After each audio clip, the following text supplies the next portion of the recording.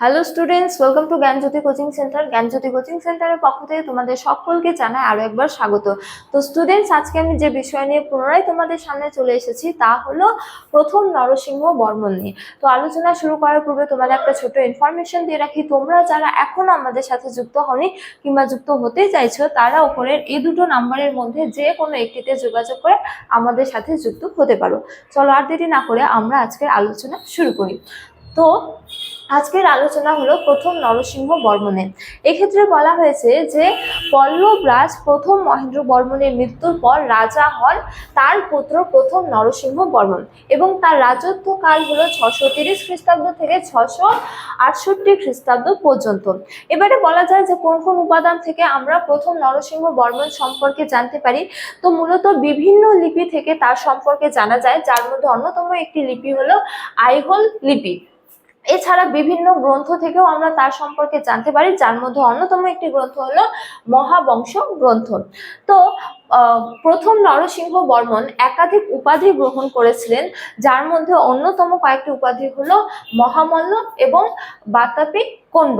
তো এই বাতাপি কোন্ড থেকে সম্পর্কে বলা যায় যে আগের ক্লাসে আমরা আলোচনা করেছি যে পল্লব ও চালুক্যদের মধ্যে যে দীর্ঘদিনের সংঘাত, এই সংঘাত শুরু হয়েছিল পল্লব রাজ প্রথম মহেন্দ্র বর্মনের আমলে।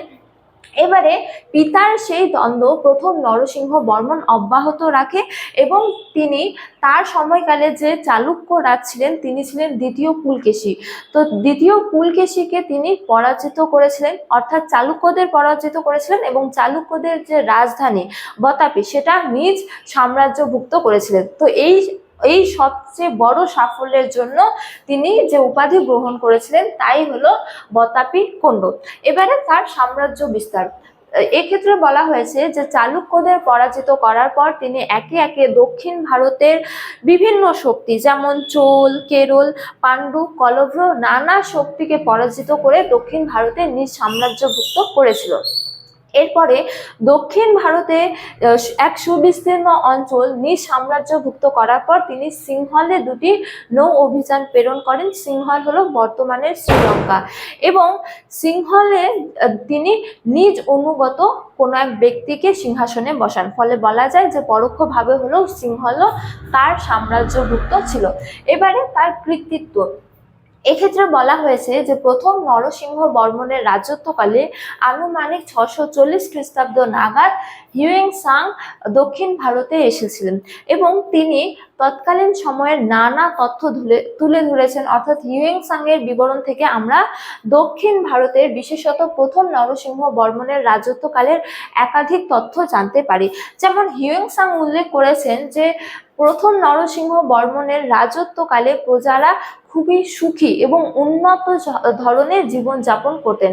এছাড়া তিনি উল্লেখ করেছেন যে প্রথম নরসিংহ বর্মন মহাবলীপুরমে একাধিক মন্দির নির্মাণ করেছিলেন। এছাড়া তিনি বলেছেন যে দক্ষিণ ভারতে তৎকালীন সময়ে বৌদ্ধ ধর্মের অবনতি দেখা দিলেও কিন্তু তোন্ডাই মণ্ডলে তা ছিল না। এছাড়াও তিনি বলেছেন যে জৈন ধর্মের একাধিক মন্দিরও কিন্তু তার আমলে নির্মিত হয়েছিল। তো তার এক অন্যতম কৃতিত্ব হলো যে মহাবলীপুরমের যে পাহাড় কেটে রথের মন্দিরটি সেটি প্রথম নরসিংহ বর্মনের আমলে নির্মিত হয়েছিল। তো স্টুডেন্টস, এই ছিল আজকে আমার প্রথম নরসিংহ বর্মন নিয়ে একটা ছোট্ট আলোচনা। তোমাদের ভিডিওটি ভালো লাগলে অবশ্যই ভিডিওটি লাইক করে বন্ধুদের সঙ্গে শেয়ার করো এবং আমাকে অবশ্যই কমেন্ট করে জানিয়ে তোমাদের ভিডিওটি কেমন লেগেছে। তোমাদের সাথে দেখা হবে অন্য এক ভিডিওতে অন্য এক টপিক নিয়ে। ততক্ষণ ভালো থাকো, সুস্থ থাকো। Thank you.